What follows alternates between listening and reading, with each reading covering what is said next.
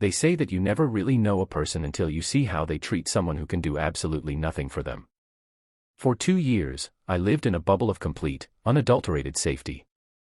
I was dating a man, let's call him Mark, who defined what the internet calls a green flag. I want you to understand the world I was living in. It wasn't just a romance, it was a sanctuary. I remember our first anniversary. We went to that little Italian bistro downtown, the one with the flickering candles.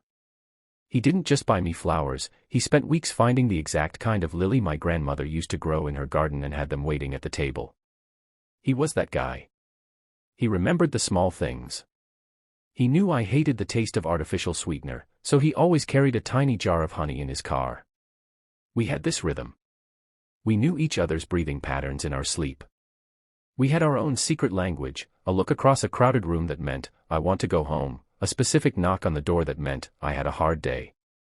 I remember Sunday mornings, the sunlight hitting the kitchen floor, the smell of fresh pancakes, the way he would look at me, so deeply, so intently, like I was the only person who mattered in the entire world. He would tell me, I've never felt this safe with anyone before, and I would look at him and think, finally. I've finally found someone who isn't playing games. It wasn't just me who thought he was perfect. It was everyone. My friends were obsessed with us. My mother, who usually finds a flaw in everyone I date, loved him. She'd say, he looks at you like you hung the moon. At every party, every family gathering, we were the couple that everyone pointed to as the gold standard. We were goals. And God, did I love being that. I loved the stability. I loved knowing that when I walked into the house, I wouldn't be walking into an argument. I wasn't naive.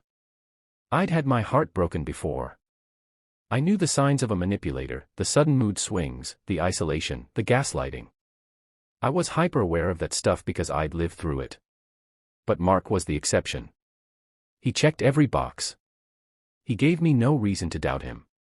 My guard was down, not because I was stupid, but because he had earned that trust through 2 years of consistent, kind, beautiful actions. He was the person who sat with me for 6 hours in the hospital when my aunt was sick, not because he had to, but because he said, I'm not leaving you alone. Who performs that level of kindness unless they genuinely, deeply love you? I was living in a masterpiece of a relationship. I was so proud of what we built. We were looking at houses. We were talking about what color we'd paint the nursery one day. I felt so secure that I had stopped looking for cracks in the foundation. I didn't think there were any cracks. I was addicted to the safety. I was addicted to the way he held my hand in the car. I was addicted to the belief that I had finally won the lottery. I thought I was safe. I thought I had found the one person in the world who was actually as good as he appeared to be. But looking back now, I realize that the most dangerous thing about a perfect life is how easily it can be shattered by a single, casual, careless sentence. I was so busy staring at the sunlight that I didn't notice the shadows creeping up right behind me. I didn't know then, but the man I was waking up next to wasn't a partner, he was an actor. And the most terrifying part? He was giving the performance of his life. I knew the signs of a manipulator, the sudden mood swings, the isolation, the gaslighting. I was hyper-aware of that stuff because I'd lived through it. But Mark was the exception. He checked every box.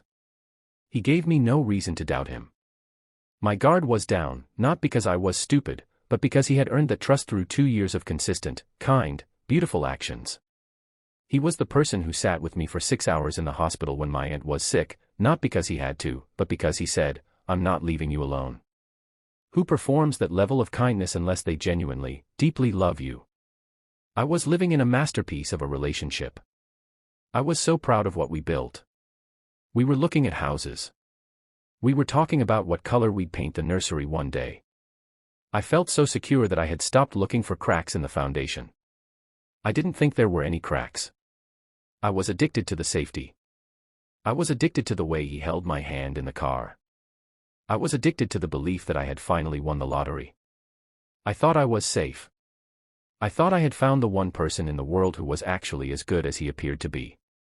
But looking back now, I realize that the most dangerous thing about a perfect life is how easily it can be shattered by a single, casual, careless sentence. I was so busy staring at the sunlight that I didn't notice the shadows creeping up right behind me. I didn't know then, but the man I was waking up next to wasn't a partner, he was an actor. And the most terrifying part? He was giving the performance of his life. It wasn't a movie moment. There was no thunderclap, no dramatic musical sting, and the lights didn't flicker. It was just a Tuesday. A mundane, boring, gray Tuesday in April. The kind of day where the only excitement is deciding which takeout place to order from. We were on the couch, wrapped in that plush, oversized blanket we bought together. The glow of the TV was bathing the room in that soft, blue light that makes everything feel safe and contained. Mark was scrolling through his phone, a glass of red wine in his hand, laughing to himself about some old college group chat. He looked so normal. He looked like the men I had spent 2 years building a life with. "Look at this, babe," he chuckled, his voice thick with that nostalgic, carefree tone that usually made me smile. We were such idiots back then. He turned his phone toward me. He was scrolling through photos from his fraternity days, his glory days. He kept showing me pictures of guys in matching jerseys, jumping into pools, holding red Solo cups. I was leaning into his shoulder, fully relaxed, completely unaware that my entire reality was about to shift on its axis. I laughed along. "You do look like a massive dork," I teased, nudging his arm. He swiped. And then, he swiped again. He stopped on a photo of a girl. She was standing in a doorway, smiling, looking slightly shy. She wasn't an Instagram model. She had a sweet, honest face. She looked like the kind of girl who would help you with your homework or listen to your problems. "Man," Mark said, his tone shifting. It became sharper, more intense. The nostalgia vanished, replaced by a strange, cold focus. "Remember her? Jessica." I had to really sell it to get her to go out with me. I frowned, leaning in to look closer at the screen. "Who is she?" "Oh, just a girl from college," he said, his thumb hovering over the screen. He wasn't looking at me, he was looking at the photo with a weird, detached kind of satisfaction. The guys had this, it was like a secret game. We had a leaderboard. We'd bet on who could get the heaviest girl to go out with us. It was a competition to see who could get the furthest before she realized what was happening. The room went cold. I don't mean that figuratively. I mean, the air in the room suddenly felt like ice.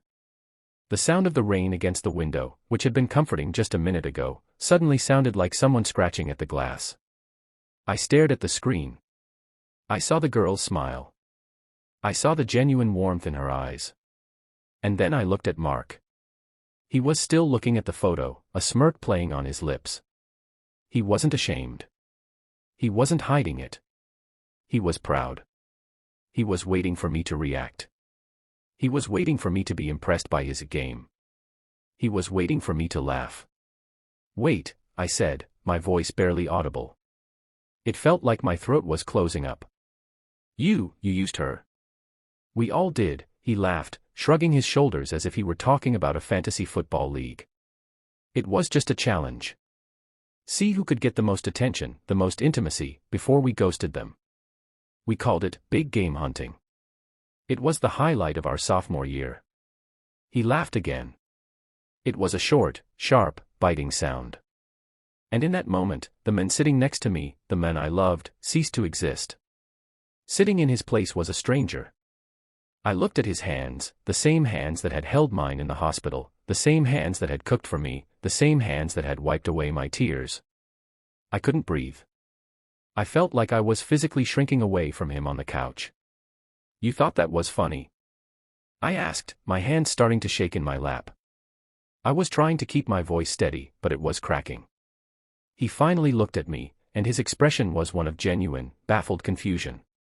"It was just a joke, babe. We were kids. It's not like it ruined anyone's life. You're being really serious right now.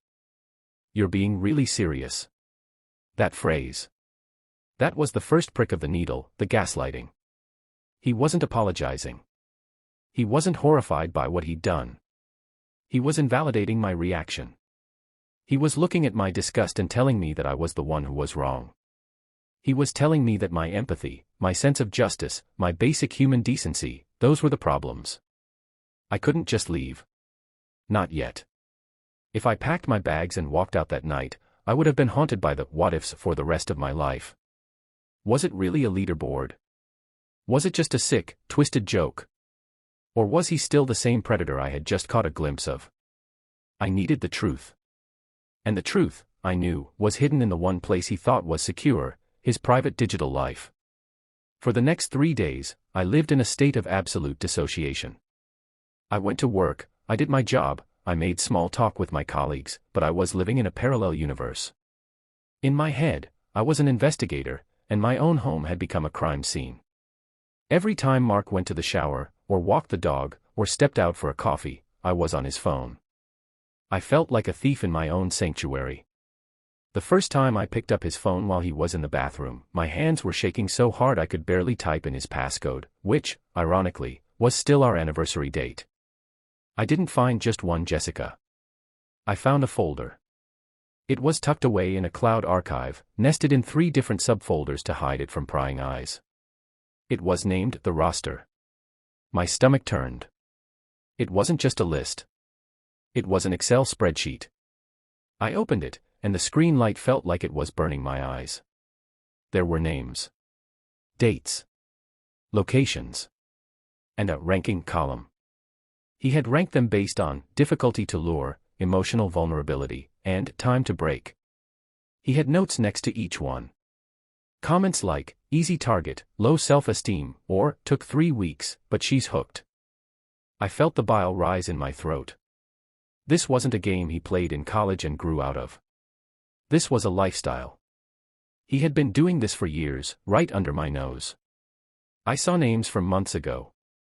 I saw a girl I recognized from his old workplace. I needed to know if it was real. I had to be sure. I found one of them on Instagram. Her name was Elena. I spent 4 hours writing and deleting the message. I couldn't tell her who I was, that I was the girlfriend of the guy who had destroyed her, because what if she was still in love with him? What if she laughed at me? I finally hit send. I'm a former friend of Mark's. I'm doing research into a group he was part of in college. I just wanted to ask, was your experience with him positive? I didn't sleep that night. I sat on the bathroom floor, the cold tile pressing against my back, staring at my phone. Mark came into the bedroom at 11 p.m. He kissed my forehead. You okay, babe? You seem off. Just a headache, I lied, my voice hollow. He didn't suspect a thing. He just rolled over and went to sleep, the same man who had tracked my vulnerability score in his head, just like he tracked his stock portfolio. The notification came at 3:14 a.m.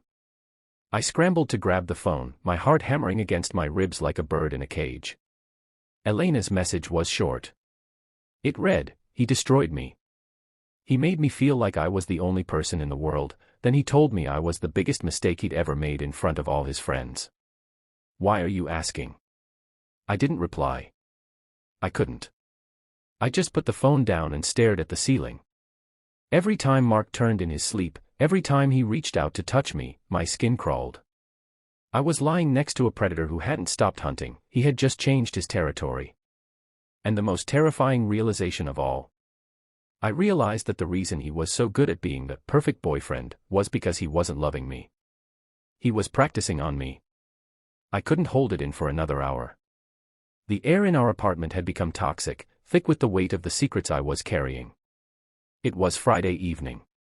Mark had just walked in from work, whistling, like he didn't have a spreadsheet of broken women on his private cloud. He walked into the living room, loosening his tie, and smiled at me. That practiced, charming, perfect smile. Hey, babe. How was your day? I didn't answer. I just walked over to the coffee table, picked up my laptop, and placed it open on the table. The Excel spreadsheet was pulled up. The roster. What's this? He asked, his voice still light, though his eyes narrowed ever so slightly. I know about the leaderboard, Mark, I said. My voice didn't shake. I was surprised by how steady it was. I know about Jessica. I know about Elena. I know about all of them. For 3 seconds, the room was completely silent. The only sound was the refrigerator humming in the kitchen. And then, the mask didn't just crack, it fell off completely. The charm vanished. His posture changed instantly. He didn't look confused, he looked bored. He walked over to the laptop, glanced at the screen, and closed it with a soft click. "You went through my private files?" he asked. His voice was cold, a flat, monotone deadness. "I went through the history of your victims," I shouted. "The dam broke. You categorized them. You ranked them. You fucking destroyed those girls for a game, and you thought it was funny." He laughed. It was a short, dry, hacking sound. He walked over to the sofa and sat down, crossing his legs like he was about to watch a boring TV show. "You're reaching, babe. You're being dramatic."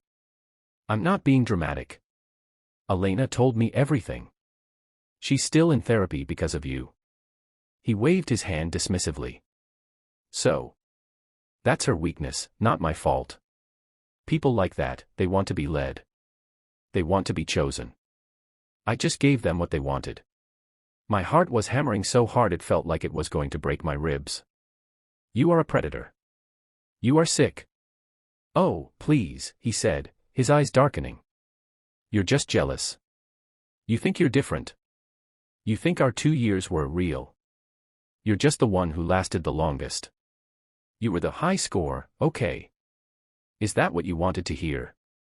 That was it. That was the line that broke the spell. I realized that my kindness, my empathy, the way I comforted him when he had bad days, the nights I spent taking care of him, none of it was love. It was just another target for him. He hadn't been kind, he had been managing me. "You didn't love me," I whispered. "I played the game," he said, standing up and walking toward me. He didn't look like the men who brought me flowers. He looked like someone who found my morality pathetic. And I won. "But you're ruining it. You're ruining the fun by acting like some moral crusader." He stood over me, invading my space, his voice a low, threatening hiss. "You're just a snowflake. Everyone does this. You're just too weak to admit you enjoyed the ride." I didn't scream. I didn't cry. In that moment, the fear evaporated, replaced by a cold, sharp, crystal-clear disgust. I looked at him, really looked at him, at the men who had pretended to be my soulmate, and I saw nothing. Not a person. Just a hollow, empty performance. "You didn't win," I said, my voice steady, ice cold. "You just lost the only person who actually gave a damn about you." I walked to the closet. I grabbed my suitcase, my go bag I had packed in my head 3 days ago. I didn't take my furniture. I didn't take my TV. I took my keys, my wallet, and the truth. "Where are you going?" he called out, his voice tinged with a flicker of genuine irritation. "Don't be a child. Just sit down." I stopped at the door. I didn't turn around. "I'm going to go be with someone who doesn't need a spreadsheet to love me." I walked out of that apartment, down the stairs, and into the rain. For the first time in 2 years, the air felt clean. I walked out of that apartment, and for the first time in 2 years, the air didn't feel like a heavy blanket. It felt cold, it felt sharp, and it felt like freedom. I didn't move into a new house that night. I moved into a cheap motel room on the edge of town, with nothing but my keys, my wallet, and the clothes on my back. I spent the first 3 hours sitting on the edge of the bed, just staring at the peeling wallpaper. I expected to cry. I expected to feel broken. But the only thing I felt was quiet. The constant, gnawing anxiety of walking on eggshells was finally gone. The first few weeks were difficult. I'm not going to sugarcoat that. I had to learn how to exist without the perfect boyfriend performance. I had to learn that it was okay to have a bad day, that it was okay to be messy, and that it was okay to be too much for someone because the right person won't be keeping a spreadsheet of my flaws. I started going to therapy. My therapist told me something that finally made the pieces click into place. She said, "You didn't fall in love with a man, you fell in love with a mirror. You fell in love with a reflection of everything you wanted to be." And she was right. Mark wasn't a person. He was a chameleon. He was whoever he needed to be to get to the next level of his game. He didn't love me, he loved the conquest. And once the conquest was over, he was already looking for the next piece on the board. I still have nightmares sometimes. I still wonder if I'll ever be able to trust a man who buys me flowers or remembers my coffee order. I'm scared that my brain will always be waiting for the reveal, waiting for the moment the mask drops. But I'm learning that trusting myself is more important than trusting anyone else. I'm standing on the other side of it now. I'm not fixed, and I'm not over it, not completely. But I am free. And that brings me to why I'm telling you all of this. I've read so many stories on here, and I've seen so many people in my comments who have lived through the exact same thing. It makes me realize that this isn't just about me and Mark. It's about a pattern of behavior that so many of us are taught to ignore, or to forgive, or to label as a quirk. So, I'm asking you guys to help me settle this in the comments, because I'm still trying to find the answers. Do you think people like Mark can actually change? Or is this kind of sociopathic game a fundamental character flaw that never goes away? Where is the line? When does a bad habit or a past mistake cross the line into becoming a predator, and how do we spot it before it's too late? If you were in my shoes, if you found that spreadsheet today, would you confront them like I did, or would you just disappear without saying a word? I'm reading every single comment. Your stories, your advice, and your perspective are the only things that are making me feel less alone right now. Please, keep them coming. And if you're out there right now, sitting on your couch, looking at your partner and wondering if you're the next one on the list, trust your gut. You're not crazy. And you're worth so much more than a leaderboard.